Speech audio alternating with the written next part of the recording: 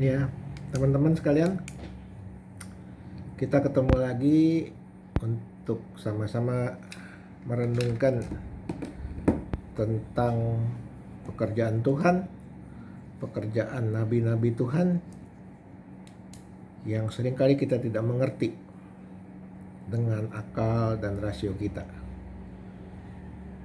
Kita sekarang sedang ramai membicarakan Joseph Paul Zhang. Dia bercuap-cuap mengaku diri adalah Nabi yang ke-26. Di samping itu, dia juga memporak-porandakan hal-hal yang menurutnya tidak benar, sehingga terjadi kontroversi, pertentangan antara sesama umat. Bahkan dia juga dibenci oleh umat Kristen, oleh sebagian umat Kristen. Dia juga dibenci oleh umat Islam. Tapi ada juga umat Islam yang sadar dan introspeksi diri. Ada orang Kristen yang langsung menghakimi. Nah, jadi ini kontradiksi ini tidak diketahui asal muasalnya kenapa. Apakah benar Joseph Paul Zhang ini adalah seorang nabi? Nah, kita akan membahas kalau dia benar nabi, dia mestinya membawakan satu pesan atau firman Tuhan yang hendak Tuhan sampaikan kepada seseorang atau kepada suatu bangsa. Nah, di sini saya akan mengajak kita semua merenungkan sifat daripada nabi. Apakah nabi itu bisa dimengerti oleh rasio? Apakah nabi itu tidak bisa dimengerti oleh rasio? Karena rasio manusia atau logika manusia itu terbatas oleh ruang dan waktu. Nah, untuk mempersingkat waktu, karena renungan saya selalu saya buat singkat, padat, jelas, dan supaya teman-teman sekalian bisa mengerti dan merenungkannya dengan mudah. Saya mengajak teman-teman sekalian untuk melihat dari 2 Samuel 6 ayat 5. Itu di situ ditulis Daud dan seluruh Israel menari-nari di hadapan Tuhan dengan sekuat tenaga diiringi nyanyian kecapi, gambus, rebana, ceracap, dan lain-lain. Dia adalah seorang raja, tapi dia juga seorang nabi. Tapi dia tidak pernah memproklamirkan dirinya sebagai nabi. Tapi Tuhan memakai Daud. Waktu itu memasukkan kerasukan Roh Kudus di Alkitab tulis, sehingga dia begitu senangnya dia menari-nari memuji Tuhan. Tapi kalau dari sudut manusia dilihatnya aneh. Dia seorang raja, nggak punya wibawa, ya kok lah nari-nari gitu. Nggak tahu malu. Itu Daud. Saya ingin mengajak lagi, Nabi Hosea juga demikian. Dia nabi-nabi kecil yang diperintah oleh Tuhan untuk menggambarkan kemesuman umat Tuhan, umat Israel, yang ikut menyembah berhala, menyimpang dari ajaran Tuhan dan menyimpang dari firman Tuhan. Akhirnya Tuhan memerintahkan Hosea untuk kawin dengan pelacur dan melahirkan anak-anak haram. Di Alkitab tulis demikian.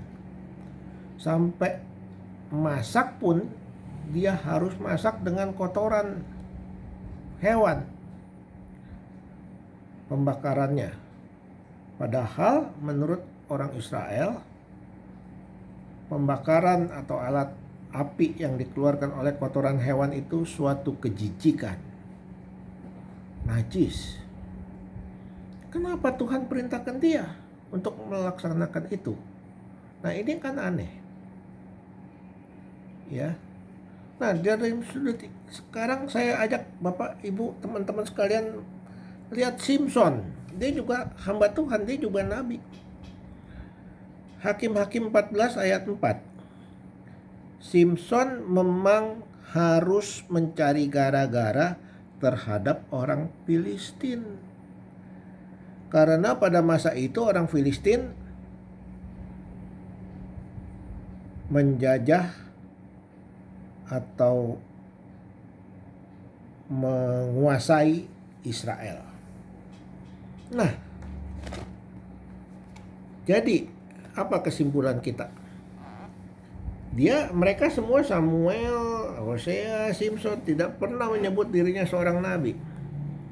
Tapi ketiga-tiganya kelakuannya aneh di mata manusia. Ketiga-tiganya kelakuannya mirip Paul Sang, yang tidak masuk akal. Sepertinya cari gara-gara, sepertinya adu domba, sepertinya membuat perpecahan. Ya, menurut hukum dunia orang demikian harus ditangkap.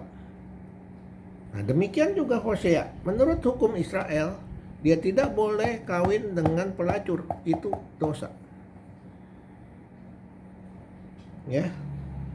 Simpson, kenapa dia dari lahir sudah diciptakan untuk cari gara-gara dengan orang Filistin supaya dia bisa membebaskan Israel?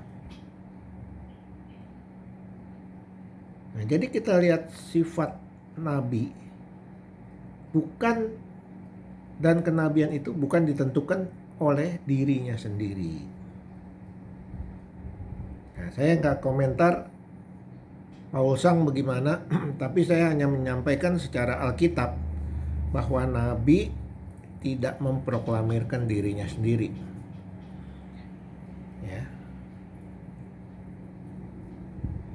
Hanya satu nabi, yaitu Nabi Elia, waktu dia berperang dengan Nabi Baal.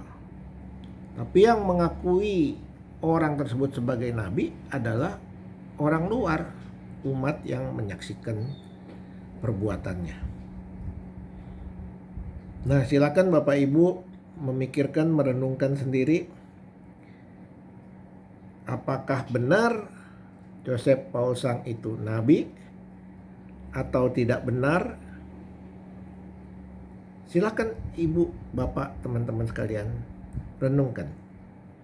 Pelajari Alkitabnya supaya Bapak Ibu tidak tersesat dan benar-benar mengerti. Saya bukan mau menghakimi, tapi tidak mau berkomentar. Mari kita baca, pelajari Alkitab dengan benar. Demikian teman-teman, sampai saat ini kita akhiri, dan jangan lupa subscribe dan share sebanyak-banyaknya melalui Facebook, WA, dan lain-lain. Instagram, terserah. Yang penting banyak orang mendengar, bisa berubah hidupnya, dan firman ini, renungan ini boleh menjadi berkat buat teman-teman. Sampai ketemu lagi di lain episode.